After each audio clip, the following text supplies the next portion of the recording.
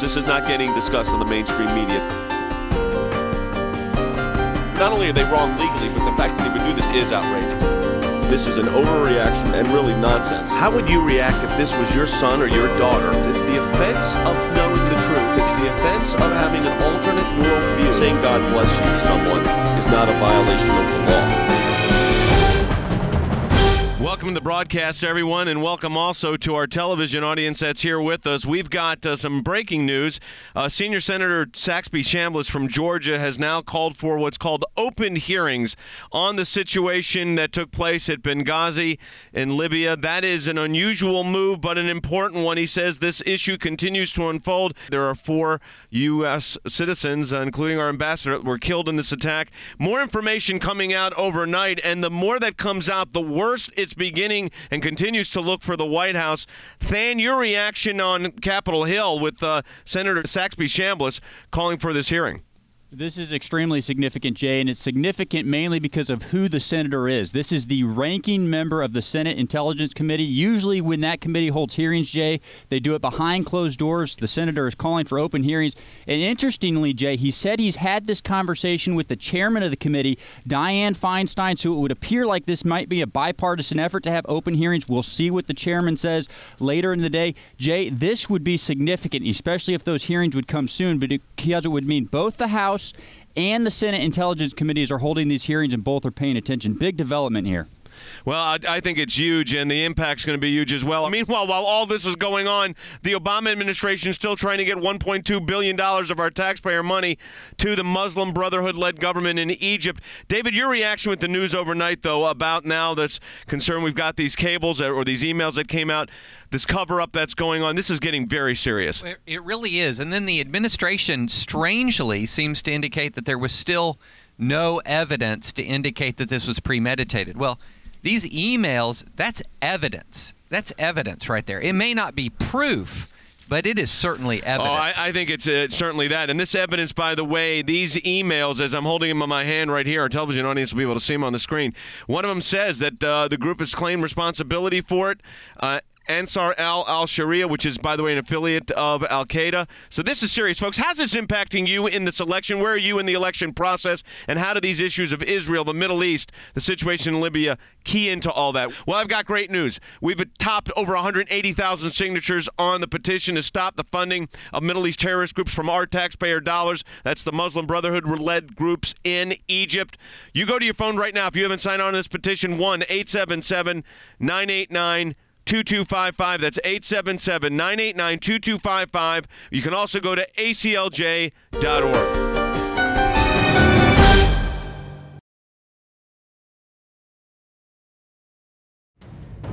At a time when America faces serious challenges abroad, there's a new push on Capitol Hill, a call to put the brakes on U.S. funding for Egypt, a request from congressional leaders to place a hold on nearly $500 million to a country where real questions remain about whether Islamic terrorists are at the controls of the new government there. This comes as Congress holds hearings to find the truth behind the security collapse in Libya, where terrorists believed to be al-Qaeda assassinated our ambassador and 3 other Americans. The fact is, the United States provides billions of dollars each year to countries that are determined to destroy America. It's time to put an end to this revenue stream to the terrorists. Add your name now to our petition. Call 1-877-989-2255. That's 1-877-989-2255, or add your name online, aclj.org.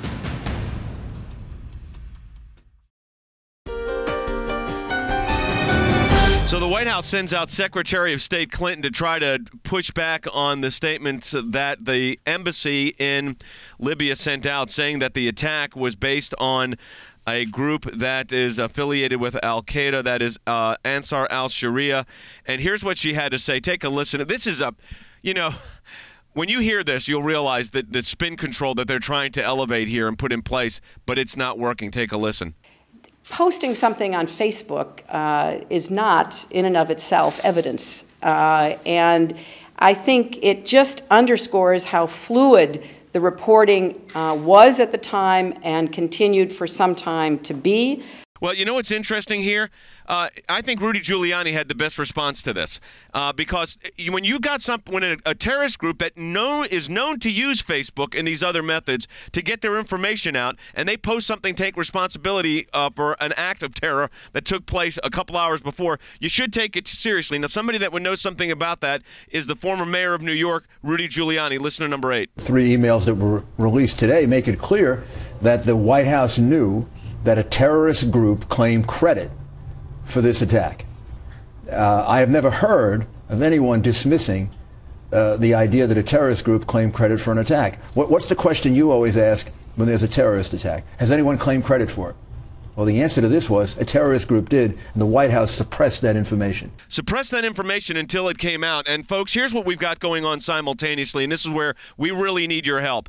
We've right now, and Than will give us an update on this, there's $1.2 billion of U.S. taxpayer dollars, money we're actually having to borrow from the Chinese, that will go to the Muslim Brotherhood-led government in Egypt. That's the Islamic government in Egypt, if the White House has their way. But so far, they have not. And, Than, what is the latest on this? Because a lot of us in the beginning thought this was going to be done by now. What is the status? This is some good news so far.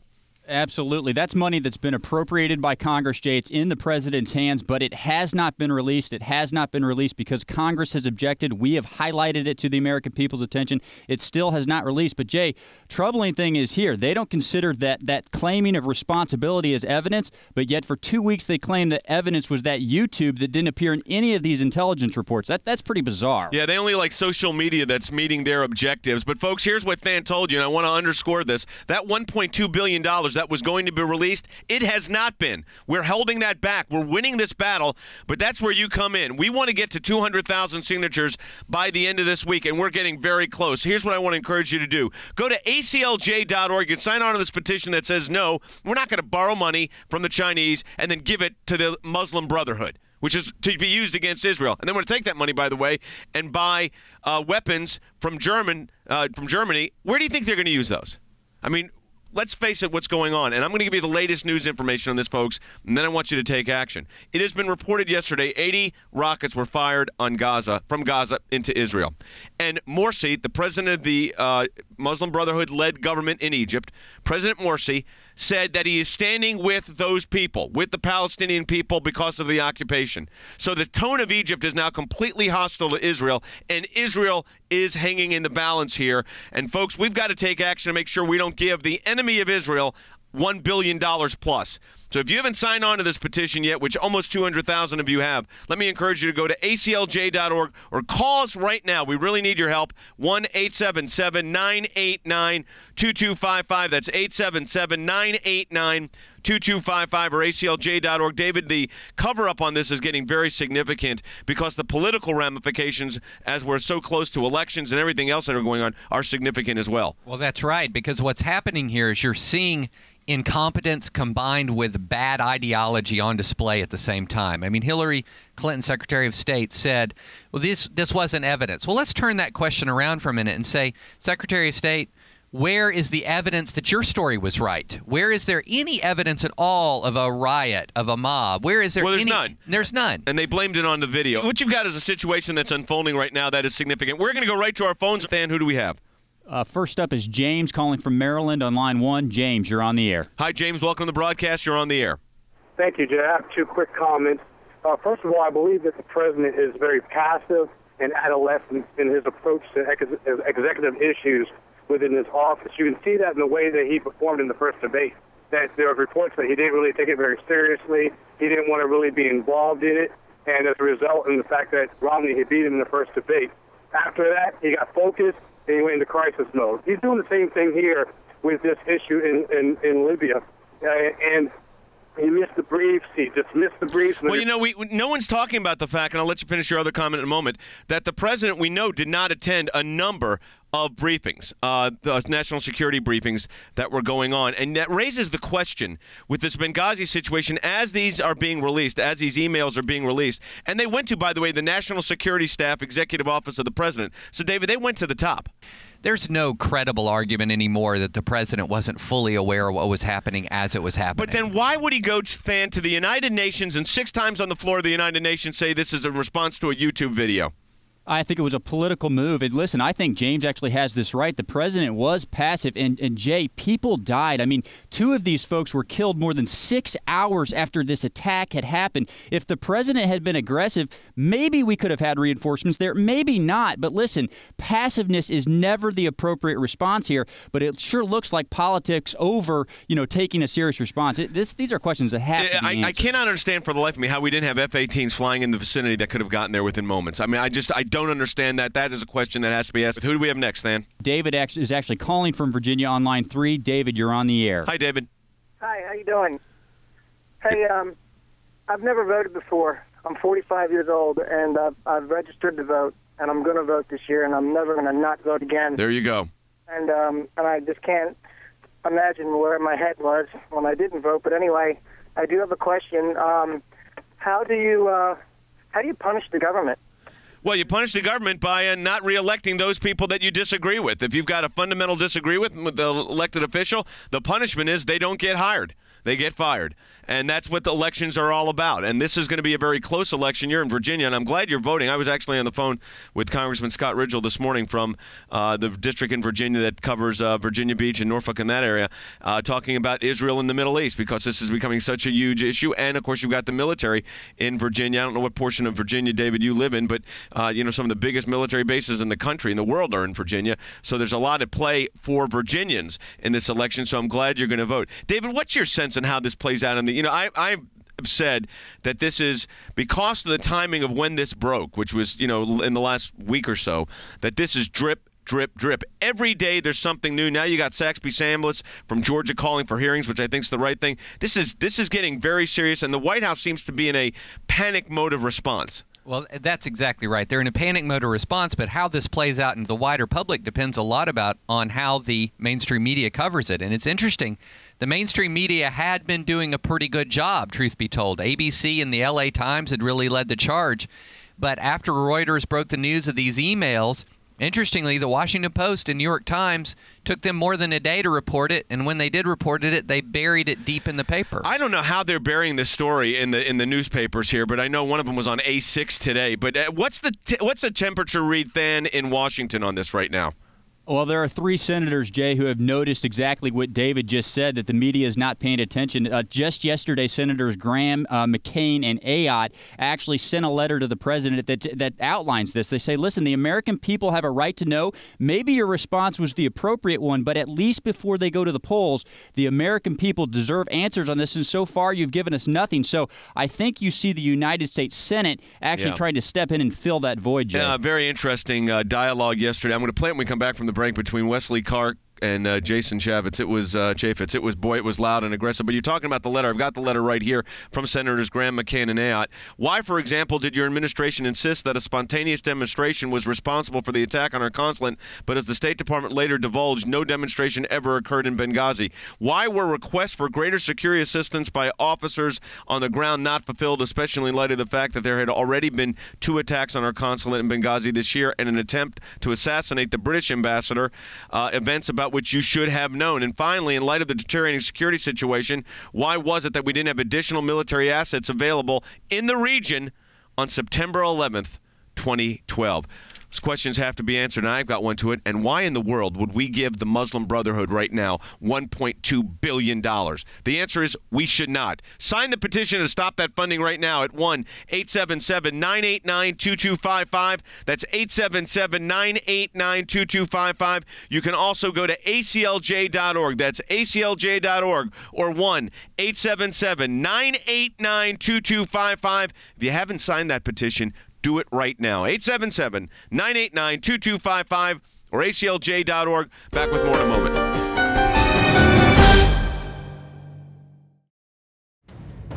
At a time when America faces serious challenges abroad, there's a new push on Capitol Hill. A call to put the brakes on U.S. funding for Egypt.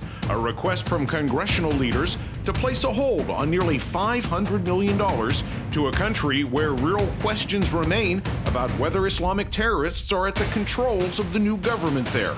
This comes as Congress holds hearings to find the truth behind the security collapse in Libya, where terrorists believed to be al-Qaeda assassinated our ambassador and 3 other Americans. The fact is, the United States provides billions of dollars each year to countries that are determined to destroy America.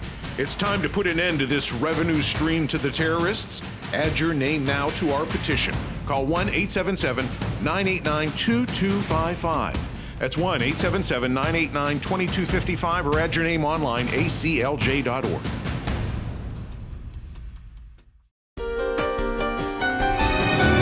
Welcome back to the broadcast, everyone. Senator Saxby Chambliss from Georgia has now called for a hearing, open hearing, on the situation in Libya.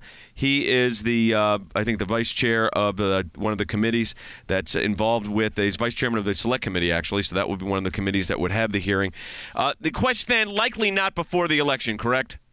Likely not, but they should be, Jay. I mean, this is the Select Committee on Intelligence. So if there's a committee that should be looking at this, and I mean this week, it should be this one. You know, for the life of me, I don't know how the president can escape culpability here. He needs to be explaining this. He doesn't so far. But let me say this. I want to play for you a rather heated exchange between former General Wesley Clark on Aaron Burnett's show yesterday on CNN with Congressman Jason Chaffetz. This was unbelievable. Listen to this. He immediately reinforced security. He sent the military there. He called international leaders and told them to fulfill their responsibilities. No, he didn't. General, with all due respect, he did not send the military. He did not send the military. He did not send the military into Benghazi. No, not into Benghazi. General, he did not send the military into Benghazi. He deployed a ship. Ships. Yes. Those ships had special assets on them.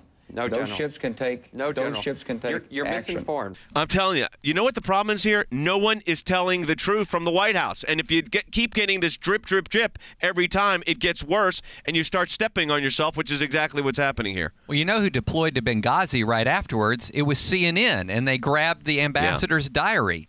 It wasn't the United States military cleaning up a sensitive site and figuring out what happened. It was the news media going and finding sensitive documents. That's pretty unbelievable. All right, folks, we're going to go right back to our phones. Who's next? Sandy from California is on line 2. Sandy, you're on the air. Hi, Sandy. Welcome to the broadcast. You're on the air. Hey, Jay. Listen, on April 6th, there was a bomb tossed over the wall of Benghazi compound where the ambassador was living. And June 6th, there was an IED put in the North Gate that exploded a wall. In the past year, there were over 230 security incidents in Libya. And the State Department in August decided not to keep the SST. Colonel Andrew Wood and the SST team was reduced as well. Charlene Lamb denied or ignored the request to stay. That's a deliberate... I think it's dereliction of duty, that's for sure. Listen to what Rudy Giuliani had to say about this, number 9. Remember, the President of the United States also should have known that that consulate was attacked twice in the 6 months before. Attacked in April, attacked in June. There was a hole drilled through the consulate big enough for a truck to go through. The president should have had all that information. Well, he may have known that. He may have known that and just been dismissive of it. Well, then, I mean, then he owes an explanation to the American people as to why he didn't protect the ambassador and the people there. I mean, there was no reason for this man to die. David? If it's just a mob based on a YouTube, well, who can predict that? How can you plan for that? But if it's a terrorist attack and there's all this evidence of previous terrorist attacks, well, then the dereliction of duty becomes absolutely crystal clear and absolutely obvious. Well, here's what I think was going on. The State Department and the White House were trying to show that even with the situation in Libya, as things were developing there, that there was this normalized relationship and things were going fine, when in fact things were not going well at all and things were in a horrible state. We see that now with, I'm going to read you folks, this is sensitive but unclassified email from the State Department to the State Department from the Regional Security Office at the embassy in Tripoli, and this is what it says. The Regional Security Office reports the diplomatic mission is under attack. Embassy Tripoli reports approximately 20 armed people fired shots. Explosions have been heard as well. Ambassador Stevens, who is currently in Benghazi, and 4 other personnel are in the compound safe haven, which ended up not being correct. The 17th of February, militia is providing security, and that is a ragtag group of local, everything from the guy that owns the deli to the guy that runs the restaurant in the town. It's ridiculous. It's not security. We had no security there. There was a request for security, and the White House doesn't want to fund it. Now, I want to put this in position for you folks. The White House doesn't want to fund security on September 11th for embassies and consulates in Libya on September 11th. but they want us to send $1.2 billion to the Islamic-led Muslim Brotherhood government in Egypt so they can buy ammunition, weaponry from Germany and use it against who? Well, they've already said yesterday they are, saying prayers when the Jews should be eliminated and let's get rid of Israel, and they all pray amen. And then you've got Morsi yesterday agreeing that the Palestinian plight is so significant, even though 80 rockets came in from those Palestinians yesterday into Israel, that he's going to stand with them and not the occupiers. So we're going to give them $1.2 billion of your money? I don't think so. And so far, we've stopped it, but that's where you come in. We want to get to 200,000 signatures. That means we can send every member of Congress, all of the Senate, the President of the United States, and let them know that almost 250,000 people have stood up and said, do not give our taxpayer dollars to this Muslim Brotherhood-led government, Islamic radical government in Egypt. If you have not signed the petition, do it right now at 1-877-989-2255. That's 877-989-2255 or aclj.org. But do it right now again, 877-989-2255 or aclj.org. Van, let's get another call. Yeah, let's go to Charles calling from Georgia on line 1. Charles, you're on the air. Hi, Charles. Hi, Jay. Thanks for taking my call. Sure. My question is, when Saxby-Chambliss holds these hearings, Intelligence Committee hearings, if it turns out that the people that are interviewed prove that Obama was involved in suppressing any kind of help going to the ambassador or the State Department, if they actually actively suppressed it, will that result in impeachment of the president, or what kind of charges will be levied against the Secretary of State? Well, I mean, look, you're on the threshold of an election here, and you're not going to get an impeachment. I mean, that's not going to happen. First of all, look where we are. I mean, the President of the United States may be the next president. He may not be. If President Obama wins, this will definitely go into the administration and create serious problems. Does Secretary of State Clinton even stay on for the next term? Probably not.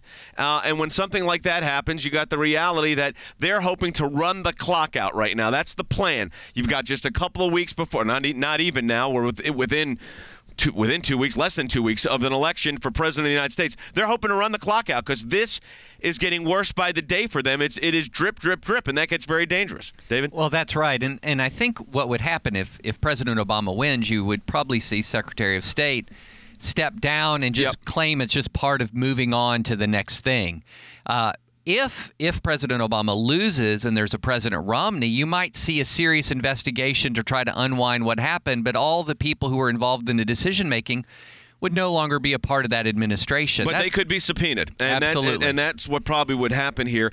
The White House, by the way, is declining to comment on when President Obama learned of the emails and when he met with his National Security Council on Benghazi. The White House is declining to say when that meetings took place, even though we know that the emails about the attack were sent directly to the Executive Office of the President of the United States, National Security Council as well, and the spokespeople for the White House are saying, we don't know and we're not going to say. I'm telling you, folks, what they're trying to do here is run the clock out. Let's get another call. All right, next up is Jeff calling from Ohio on line 4. Hi, Jeff, you're on the air. Hey there, Jay. Yes, sir. Okay. Yeah, I was just writing a note here. How in God's name can we give money to another country when we're borrowing money? It doesn't make any sense. Well, this is what you got to understand what's happening here. We're in debt and significant debt. So, and by the way, the Chinese have a direct relationship with Egypt, so they could give them the money. But no. They want to use the full faith and credit of the United States. So we borrow the money from China that we got to pay back with interest, and then we're giving it to the Muslim Brotherhood, the Islamic-led regime. And we're saying, oh, that's normal. And with no conditions. You don't have to recognize Israel. You're buying ammunition and weapons. That's okay, too. That's what the president's plan is. He had Madeleine Albright out trying to convince us that that was all an appropriate response, David. Well, the purpose of the money to Egypt is to buy weapons. Yeah, I mean, that's the purpose of the money, is to prop up a military that we at one point in time counted on to be a solid and reliable partner in the Middle East, but has now seen its senior leadership fired by the Muslim Brotherhood. And we are in real trouble now. Dan, who's next? By the way, Jay, October 4th, I'm holding the letter right now. Congress asking the president what conditions are going to apply to that funding. As we speak, no answer to that letter. Yeah. Next up, line 5, Rib is calling from Texas. Rib, you're on the air. Hi, you're on the air. Yeah, hi, Jay and Dan. Thanks for taking my call. Sure. I just wanted to suggest it's pretty interesting that the definition of social media, provided that it forwards the political agenda of the administration, changes depending on how it actually supports their particular agenda. I guess social media to them is Facebook. Whenever the Al-Sharia comes out and it's in other words, YouTube social media is not something that should be suspect, but a Facebook posting by the terrorist group saying they did it, that we shouldn't take that suspect. That would shows you, David, this is what we're looking at, folks, is a massive cover-up. This is a massive cover-up, and it's unfolding right before the American people's eyes. That's what's happening. I mean, to say it's not evidence just flies in the face of reality. Imagine you had someone shot in your neighborhood and someone posts on their Facebook page, "I did it." You'd go check it out. That would be called evidence. But here's what, again, Secretary of State Clinton said, number 5. Posting something on Facebook is not, in and of itself, evidence. And I think it just underscores how fluid the reporting was at the time and continued for some time to be. Well, let me tell you this, folks. That's all great, except that I guess when it came to a YouTube posting of a video about the Prophet Muhammad, that was credible. Credible enough that the President of the United States went to the floor of the United Nations and 6 times blamed this attack on a video. Now, let me tell you something, folks. That's a bit absurd if you want my personal view on that. Having said that, let me tell you where we need to come back and fight back. This is where it counts. But, folks, we need to hear from you. So far, this $1.2 billion that was designated for the Islamic-led Muslim Brotherhood government in Egypt has not been released. That's critical. We don't want to give the Muslim Brotherhood $1.2 billion to use against us, to use against Israel. And that's where you come in. We want you to sign on to this petition today. To do so, go to aclj.org. That's aclj.org or 1-877-989-2255. Follow our social media at Facebook and Twitter. You can do that as well, and go to aclj.org for updated information. Again, the White House says, boy, social media is no good when it comes to a group claiming responsibility, a group that's done these attacks before. But when it comes to a YouTube posting about the Prophet Muhammad, that's the real cause. Please, let's stop that funding right now. 1-877-989-2255. That's 877-989-2255 or aclj.org.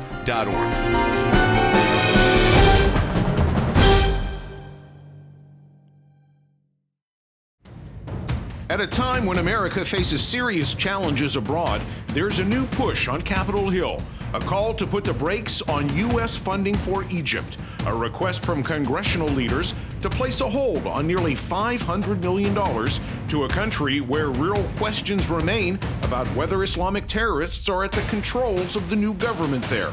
This comes as Congress holds hearings to find the truth behind the security collapse in Libya, where terrorists believed to be al-Qaeda assassinated our ambassador and 3 other Americans. The fact is, the United States provides billions of dollars each year to countries that are determined to destroy America. It's time to put an end to this revenue stream to the terrorists. Add your name now to our petition. Call 1-877-989-2255. That's 1-877-989-2255, or add your name online, aclj.org.